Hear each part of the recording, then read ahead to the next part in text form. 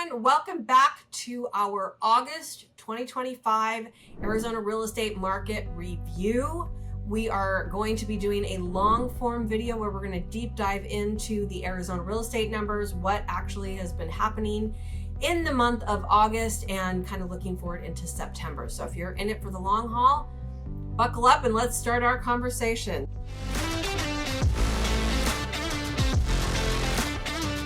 Okay, you should be looking at the August 2025 Arizona real estate market factoids. Let's run through these numbers very, very quickly for you. So if you are new to this video or to our channel, hi, welcome. We're so glad to have you. Let me give you a little bit of teacher explanation, a little bit of real estate boss mom explanation on the difference between supply and inventory for the purposes of these numbers, okay? So refresher for those of you who've heard me say this, a little bit of new information for those of you who have not.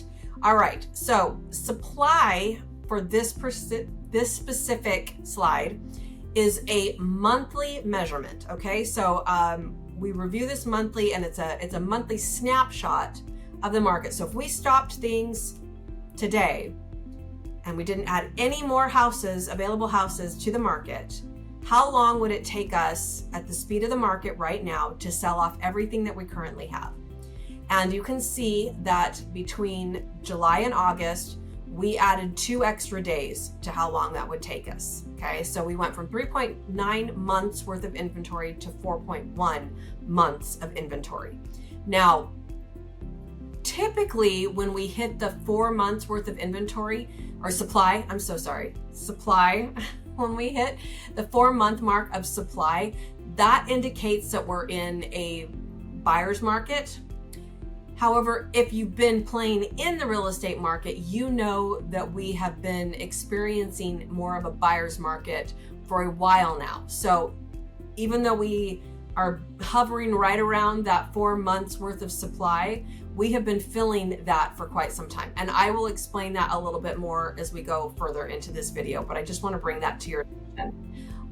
The other thing that I want to bring to your attention is the inventory number. So inventory for this specific discussion, inventory is an annual, a whole year's worth of a kind of a snapshot, okay? So a measurement of this.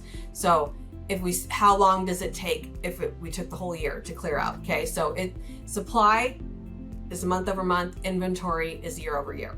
So you can see month over month supply, our inventory went up, year over year, it went down, okay?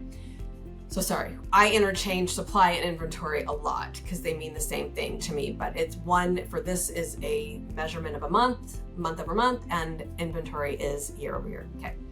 Our active days on market. Wow, we went up a whole whopping 1 day. So our active days on market right now, we went from 97 days on market to 98 days on market. Always a differentiator between closed and active. So closed days on market is currently clocking in at 83. So that went down by just a couple of days. Our active price per square foot. Now these are not houses that are under contract. It's just what's out there available to you. Right now, those are sitting right about $332.33 a square foot. But again, there is always that difference between the active and the sold price per square foot. So the sold price per square foot is $281.33. Both of those numbers went down from July of this year. Total normal seasonality. This is very expected. It happens just about every single year. Kids go back to school. Everybody's kind of trying to get settled for a little bit. We're gonna see some of these numbers start to go down for the next little while until we hit a little slight normal. If the market is normal this year, we'll start to see some of these things increase back up for just a hot minute, November, December. Okay, our average sold price, $567,478. That is your average sale price in Arizona right now. Our median sold sale price is $442,540, and that one went up just a little bit as well. If you're looking at the average sold for the last 12 months, we are at $596,466, and our median sold for the last 12 months is hanging tight again for another month at $449,995.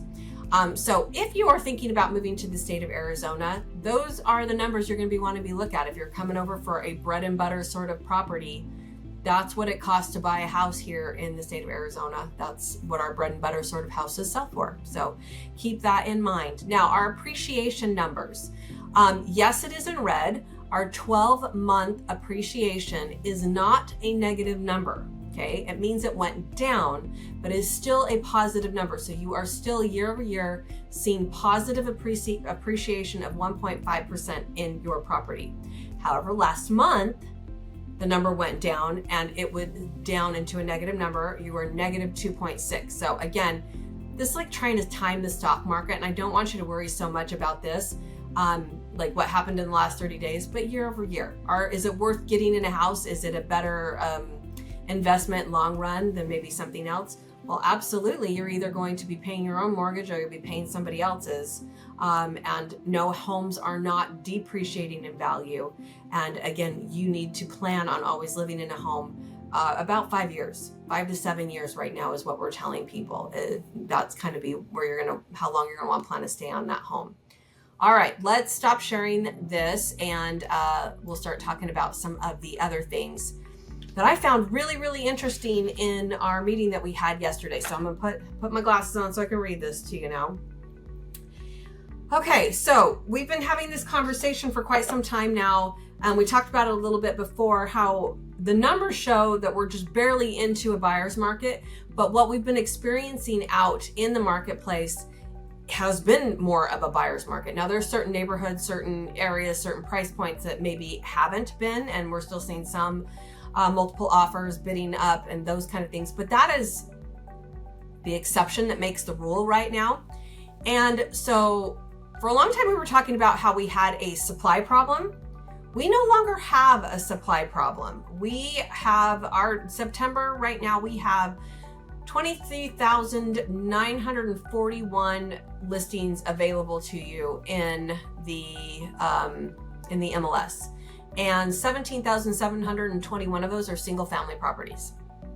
There's a lot of houses out there to choose from in the state of Arizona. Okay, so it's not that we don't have enough houses to sell at this point, but what we don't have is enough buyer demand. Now, why don't we have buyer demand? Excellent question. I'm so glad you asked. It's a multiplication of a lot of different things. So we've got interest rates that are higher than people are used to experiencing, even though they're recently coming down. We have got affordability issues. We've got fear. What's happening with the tariffs? What's happening with crime? What's happening in Washington? We've got a lot of different like mental factors happening out there that is affecting our buyer demand. Yeah. That is something definitely that we have to take into account, especially as sellers. We need to be considering that, and we need to be considering how exactly we are positioning our homes on the market. We've said this so many times. It is no longer the market, sellers, where you can just sell anything. You now have to prepare your home, prepare yourself for selling your home. It is a different game out there right now than the one that we've had in the past. What we are finding right now is the absolute importance of pricing your home correctly right out of the gate. And I cannot just stress this enough to y'all. Homes that are priced even just 5% above what the reasonable market is right now, they are sitting, and then they are doing what we call chasing the market down, okay? They are absolutely having to do multiple price reductions, and they are absolutely having to just chase and chase and chase and chase and chase. We don't want that for you. You're gonna end up costing yourself far more money than if you had just priced it right in the beginning. So that is the goal, is to price those houses right from the beginning. Under contract, we saw an increase of 44 units. So that's not a ton that went under contract month over month. So we're still seeing properties go under contract. So in August, we saw 7,454 properties go under contract. So their houses are selling, not all houses, and that's why we're seeing that supply number go up. But we're starting to see that increase, and we've also seen an increase of 9% year over year of houses going under contract. So that's good. Houses are selling. However, this is the bad news. This is the ugly news. Through the month of August, so we're talking January 2025 all the way through August of 2025, we have had 23,028 properties pull themselves off the market. I'm out. I'm done. Can't get what I want. Didn't work out the way I thought it was going to. Didn't sell fast enough. Whatever reason. Now, some of those may have come back to market, but that is how many at one point or another threw in the towel for a hot minute. 6,538 of those expired, and 16,466 of those just canceled. They flat out canceled. And in the month of August alone, we had 3,020 pull the plug. So that's not great news, but that's what the market is doing. The last time that we had this level of cancellations was back in 2014, in case anybody's interested in that. So yeah, it's a fun market out there right now. And what I want to share with you, I've shared this several times, but I'm talking mostly to my buyer friends, okay? We have been talking about having this really brief little window where there's plenty of houses to choose from. You have negotiating power that you have not had in decades. And you don't have too much competition. So our price is coming down, not enough to make a difference for you. Okay. Like if we trend this out 5 years, if we look to see, okay, when do we think interest rates might come down? First of all, I'm here to tell you, I don't think that in our lifetime that we're going to see the 2s and the 3% again. That was pretty much free money. And so I get it. That's what you want, but that's not what you're going to get. Very, very normal interest rate numbers are 5s, 6s, and 7s, and which is where we're at right now. Do I think our housing numbers, like the price of houses are coming down? Again, not enough to change your monthly payment. Not enough to make such a substantial difference for you. So if you wait, housing prices will continue to go up, because that's what they do over time. That if you look at long-term graphs over decades, that's what they do. There is nothing that we see right now on the market that would give any credence to the thought that the sky is falling and that we have another foreclosure crisis looming in the future. And the reason for that is we have about 50% of all homeowners who are in at least a 50% equity position, and there is about 30% of homeowners who own their home outright. All right, so we don't have people who have had this overextension problem. Like it's just not set up the way that it happened before the last great crash. Our pre-foreclosure numbers are back to normal. Like they're very, very normal numbers, and there's no looming, like waiting in the wings, a whole bunch of pre-foreclosures. They just aren't there. So we think that what was there before has slowly been reabsorbed into the market, and so we're back to normal numbers as far as foreclosures, short sales, and those kind of things go. So if you're waiting for that kind of an opportunity, you're waiting for a big global crisis to happen again. The homeowners are in a much different financial situation than they have been in the past. And my big question to you would be, would you be prepared to make that move during that crisis anyway? So the best time to buy a house is when it's the right time for you. If you're asking me when the best time to have timed the market was, it was yesterday. The next best time is now. So once we get through the new year and start going into our next summer market, you're going to start seeing prices on houses increasing again.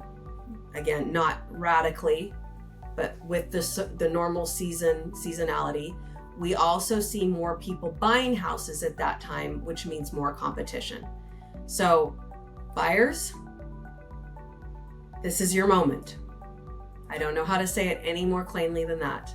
If you are qualified to buy, if you have been sitting on the sidelines, and if you have been waiting for some wonderful sign from the heavens, please consider this it, because this is what we've got, you guys. This is truly what we've got.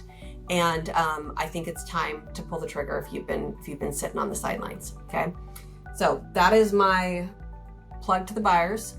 Sellers, you've got to prepare your homes. They've got to be beautiful. They've got to be ready. Deferred maintenance is going to cost you dearly. And we want to make sure that we're doing all the things. So we don't talk about this very frequently, but I want to switch gears for just a hot minute for all of my investor friends. Let's talk about the rental market right now. Just like the resale market is rather a buyer's market right now, the rental market is 100% a tenant market. Tenants have more choices. They have more negotiation power. They have all kinds of stuff. And I've actually got some rental statistics here for you. So right now, in beginning of September, we have got 6,156 active rentals. That is a 6.3% increase month over month and 19.9% increase year over year. Just now, we've got 3,487 new listings. There's 1,079 that are under contract. That's an increase of 7.4% month over month and 9.5% year over year. And closed rentals, meaning they successfully put a tenant into it, 2,303, and that was a 5.1% month over month increase and a negative 7.9% year over year. And this one I think is really important for my investment clients to understand. Right now, the average days on market for rentals, so you lose your tenant or you list your property and you get a new tenant in it, right now is 46 days. You are not going to have a backlog of people pounding down your door. So let's talk about some of the key takeaways that I took away from this rental update that we just had. If you have an investment property that is priced under $3,000 a month, it's all about the presentation game. How pretty is it? Where's it located? Any perks or amenities, those kind of things. That's what's going to help you get a good solid renter in there as quickly as possible. If you have a property that is priced from about $3,000 to $4,000 a month, it's all about, again, the positioning, where you pricing it in comparison to your competition, and then the perk game. What perks are you going to be adding on to that, like free pool care, free yard care, that kind of thing, to make it more appealing than everybody else that's also in that same bracket. And then if you're $4,000 a month or above, it's all about patience, you guys. It really is. And value packaging. What value can you bring to that? So active listings are up. These are rental listings, again, are up nearly 20% year over year. Their renters have more choices, and they have more negotiating powers as renters than they have in a long time as well. So outlook for the next 30 to 60 days in the rental market. Basically, I'm just going to button it up with this. Our property management advisor said to us, she said, if you have decent tenants in your property right now and their lease is coming up for renewal, do whatever you can do to keep them in the house. It is going to cost you less to negotiate with them a little bit, and you certainly aren't going to be able to raise the rent. So to get a new renter, you're not going to be getting more money in. And again, remember that whole 46 plus days on market to get a new renter in. So you're going to lose maybe a month or two of income. Just keep them in if you can. Do everything that you can to keep a good renter in your property right now. So that's really where the rental market is standing right now. Nothing really super exciting to add to any of that. So as always, real estate is incredibly micro. We have talked huge macro numbers here, the whole state of Arizona. And so if you are considering or you're concerned about your personal residence or your personal investment properties, or you're considering making some sort of a move here in the next little while, we need to talk specifics. This has been very big numbers, very broad strokes. So as always, we are here to be a resource for you. We want you to reach out to us, DM us, call us, text us, however is easiest for you to get a hold of us. Let's set up a one-on-one consultation where we can look at your portfolio, at your specific real estate assets right now, see where they're sitting, see what's happening in the area around you. We have a lot of resources that we can share with you in that regard. So please do consider us your resource for the residential real estate part of your portfolio. Anyway, that's what I've got to share with you this month. Hope you found some value in this. If you have any questions, again, don't hesitate to reach out. But otherwise, thank you for watching. We'll catch you on our next video.